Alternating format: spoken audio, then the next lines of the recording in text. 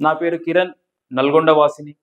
నా యొక్క మలద్వారం మధ్య చిన్న కురుపులాగా ఉండి దాని నుంచి రక్తస్రావం కారుతుంది.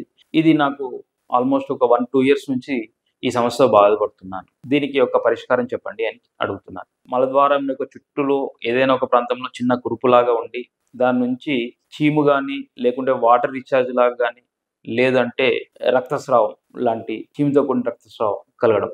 సో, ఈ సమస్య ఫిస్టులా సమస్యగా మనం భావించవచ్చు.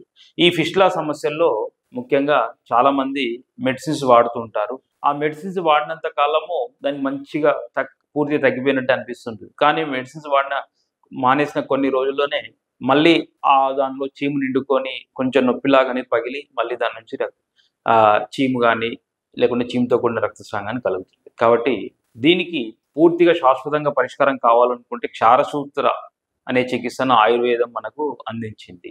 సర్జరీలో లేజర్ ట్రీట్మెంట్ గాని, సర్జరీలో 90% ఈ ఫిస్టులా మళ్ళీ వచ్చే అవకాశం ఉంటది. ఎందుకంటే ఈ ఫిస్టులాకు దగ్గరలో ఒక ఎక్స్టర్నల్ ఓపెనింగ్ ఉంటుంది. అలాగే లోపట మలద్వారం లోపల ఇంటర్నల్ ఓపెనింగ్ ఉంటుంది.